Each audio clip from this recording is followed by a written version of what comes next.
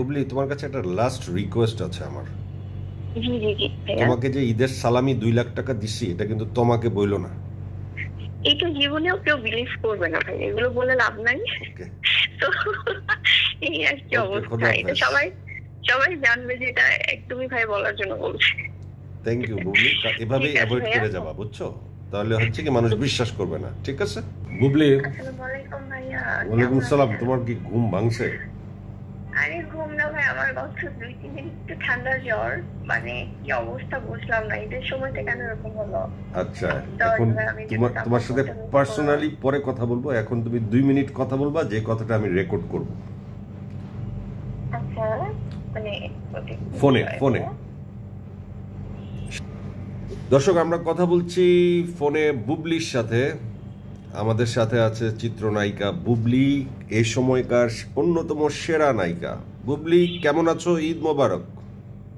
আসসালামু আলাইকুম ভাইয়া, ঈদ মোবারক। আলহামদুলিল্লাহ ভালো আছি। তুমি তো আপনি কেমন ফাটাই আছেন? দিলা 7 নম্বর ফ্লোরে।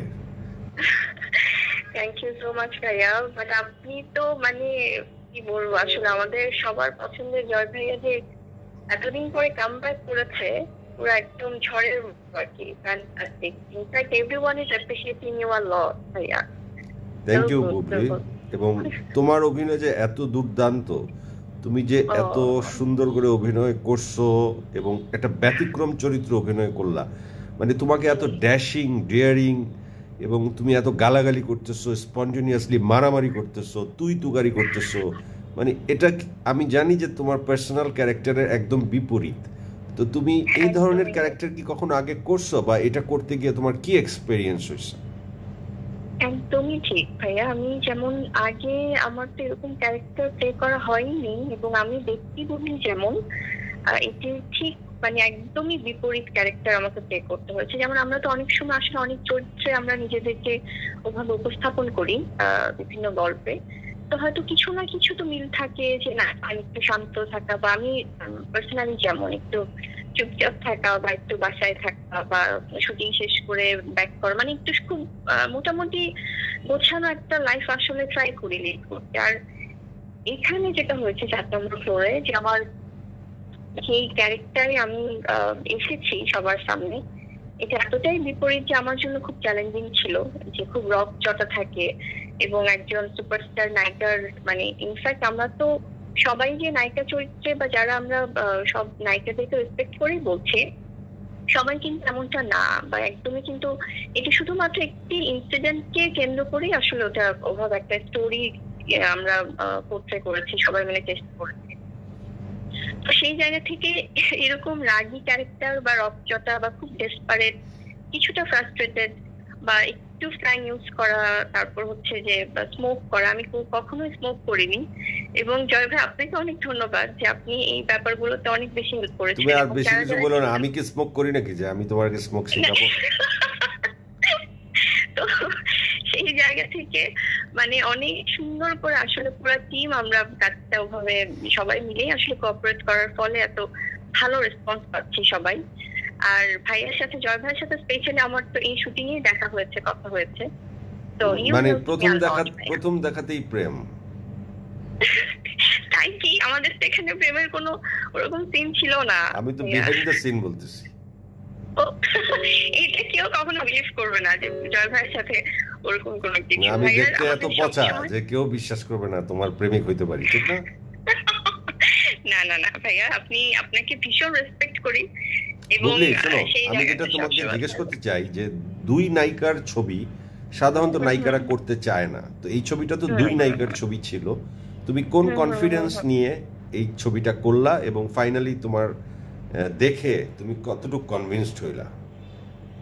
এটা যেটা হয়েছে ভাইয়া, আমাদের আসলে নায়িকা কয়জন বা কিভাবে কি, যেমন এখানে কিন্তু নায়কটা বেস্ট করে কোনো স্টোরি না ভাইয়া, you know better than me. যেখানে যেটা হয়েছে যে আসলে স্টোরিটাই এরকম ছিল, যে একটা শুটিং ফ্লোর একটা ইনসিডেন্ট নিয়ে, এবং সবারই কিন্তু চরিত্রের জায়গা থেকে খুব গুরুত্ব আছে। তো সেখানে ওরকম কি আমার কাছে খুব একটা মনে হয়নি।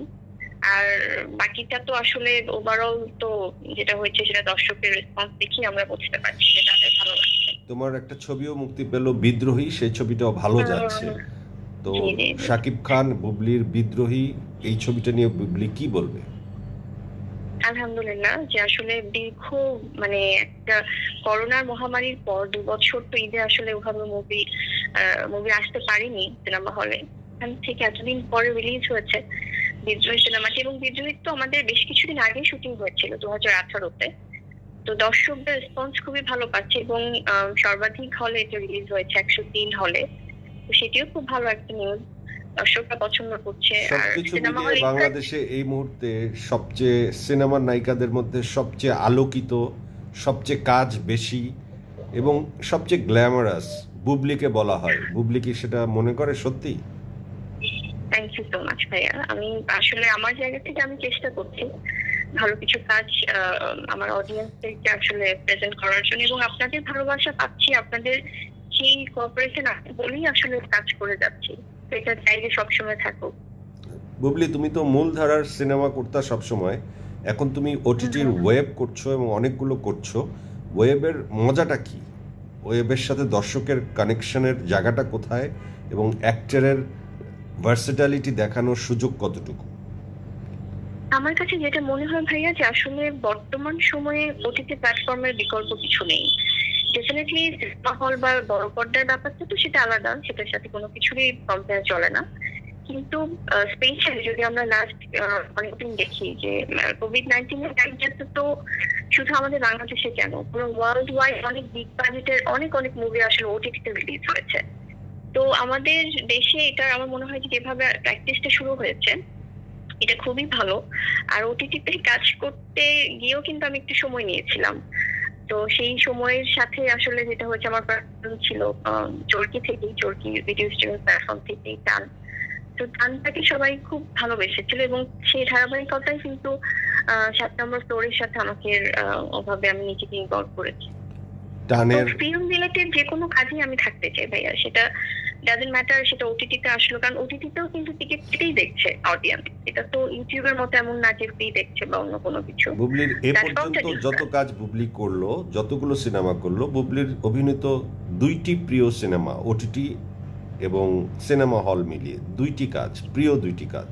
এবং আল্লাহ, এটা বলা যাবে না ভাইয়া, এটা অনেকগুলো সবই কাজ প্রিয়। আছে যেটা সবই প্রিয় বলতে একটু কম প্রিয়, বেশি প্রিয় তো ডেফিনেটলি দুই আছে। একটা বেশি প্রিয় নাম কিন্তু বলো। কিন্তু এই মুহূর্তে বলতে গেলে তো আসলে এটা খুব ডিফিকাল্ট। তোমার এনার্জির উৎস কি? আমি তোমাকে অনেক দেখছি এনার্জেটিক, তুমি সকাল থেকে রাত পর্যন্ত খুবই খুবই মানে এনার্জি নিয়ে তুমি কাজ করো। সো এনার্জির উৎসটা কি? এনার্জির উৎস আমার হচ্ছে যে আপনাদের ভালোবাসা ভাইয়া, টু বি অনেস্ট। আমার কাছে মনে হয় যে যতদিন আপনারা আমাকে এভাবে সাপোর্ট করবেন, বা আমার যে দর্শকরা আমাকে ভালোবাসে, এবং কাজের প্রতি যে আমার আমার মনে হয় যে কিছুটা আমি ডেডিকেটেড, সেই জায়গা থেকে অটোমেটিক্যালি এনার্জিটা চলে আসে। বুবলির এগিয়ে যাওয়ার শক্তি কি? তার অভিনয় ক্ষমতা, সৌন্দর্য, নাকি অন্য নায়িকাদের এগিয়ে যেতে দেখলে বুবলি আরো সিরিয়াস হয়ে যায়? আমি আমার জায়গা থেকে আমি কখনোই আসলে আমি না অলওয়েজ, আমার হয়তো বা এই অল্প সময়ের ক্যারিয়ারে সবাই কিছুটা হলেও হয়তো লক্ষ্য করেছে যে আমি স্পেশালি আমি আমার জায়গাটাতে আমি আমার কাজটাকে কিভাবে বেটার করব, বা আমি আমার ফাইন টিউন করছি, বা কতটুকু কাজের জায়গাটাতে আমি সিরিয়াসলি কাজ করছি, সেই জায়গাগুলোতে আমি ফোকাস দিতে চেষ্টা করি আসলে। তুমি ভেরি মাচ ফোকাসড বুবলি।